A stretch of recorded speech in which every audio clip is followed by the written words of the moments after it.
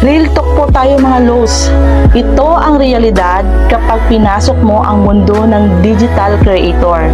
Huwag mong aasahang susuportahan ka ng ibang taong nasa paligid mo o ang ibang totoong kakilala mo. Hindi yan sila magre-react sa mga post mo at malalaman mo pa na pinagtatawanan ka pa sa mga pinagagawa mo at pagpapakapuyat mo, makuha mo lang ang criteria na kailangan dito. Ang unang susuporta sa iyo ay ang mga taong hindi mo kilala o hindi ka kilala.